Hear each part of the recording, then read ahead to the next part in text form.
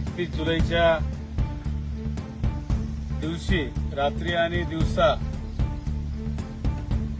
पूर्ण दिवसभर सततधार पाऊस चालू होता आणि या पावसामुळे धुळे ग्रामीणमध्ये आंबोडे, नंदाने,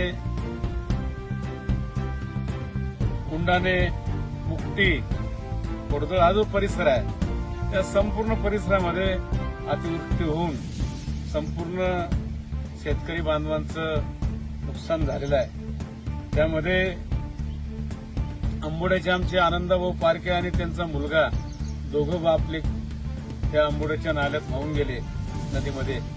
त्याच्यानंतर नंदाव्यात खूप मोठा पूर आलेला, तिथला पूल वाहून गेला, शेती खरडून वाहून गेली।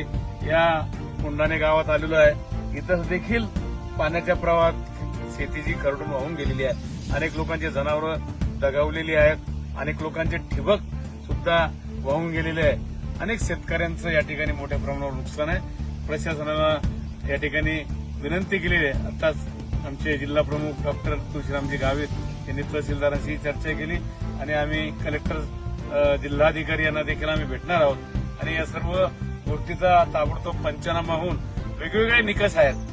शेती खरडून गेली तो वेगळा निकष आहे, जनावरांचा वेगळा निकष आहे, पिकांचं नुकसान झालंय तो वेगळा निकष, अशा वेगवेगळ्या माध्यमातून या निकषात बसून शेतकरी बांधवांना भरीव आर्थिक मदत झाली पाहिजे, तर या भागातला शेतकरी कुठेतरी तग धरेल, त्याला खऱ्या अर्थाने दिलासा मिळेल।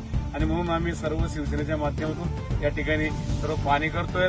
जिल्हा प्रमुख तुळशीरामजी गावित आहेत, तालुका प्रमुख चंद्रकांत मस्के, तालुका संघटक आमचे दगडू बापू मास्तर, गीतेश पाटील, तालुका प्रमुख प्रवीण साळुंके, सर्व शेतकरी आमचं भगवान बोईकडचे हे शेतकरी, प्रत्येक गावातला शेतकरी हा प्रशासनाकडे आशा लावून बसलेला आहे आणि प्रशासनाला विनंती करायची आहे की ताबडतोब या गोष्टीचं गांभीर्य लक्षात घेऊन सर्व पंचनामे ताबडतोब करून घ्यावेत आणि वेगवेगळ्या निकषांमध्ये पंचनामे बसून लोकांना मदत मिळाली पाहिजे, शेतकऱ्यांना मदत मिळाली पाहिजे, अशी विनंती आम्ही सर्व शेतकऱ्यांच्या बांधवांच्या वतीने करतो।